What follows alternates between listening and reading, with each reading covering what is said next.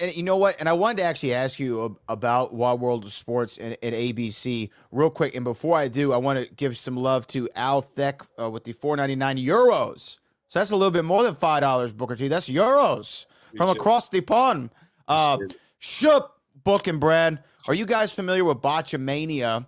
Would love to know if parodies like this go down well with the locker rooms. All my love. We know about Botchamania. You know about Botchamania, Yeah, right? man, I love We had a reality of wrestling classic Yeah. moment in Botchamania. I mean, you got to check it out. Pull it up, man. The reality of wrestling Botchamania spot where we had a tables match, and it was the most iconic tables match I think in the history of reality of wrestling.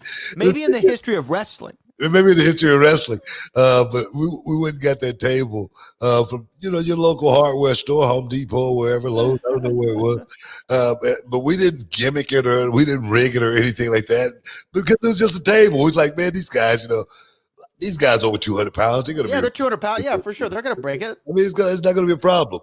And man, they bounced off that table all nights. It seemed like I laughed. I'm doing commentary that night.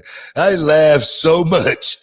I've never laughed so much because man, I'm talking about the table was just maybe on the floor. They come off the top rope to the floor, off the table, and still bounce off of it. It was the craziest thing in the world. They finally broke that table, man. But it was definitely one of those moments we look back and laugh about. And what's funny is too, for people who weren't there.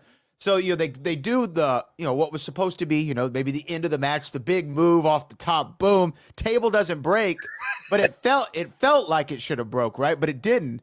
So I think one of the legs kind of bent, and so everybody looked around like, I think that was it, right? That's it, right? And then you get on the mic and you're like, no, everybody stop. This match will continue. Right, so you restart the match, and then they go back and they do the same spot again, and it still doesn't break. And then everybody's looking around again, like, "Wait a minute, was that the end?" That's what all hell broke. And then Booker gets on the microphone one more time, and you say, "This match will continue until the table is broken in half."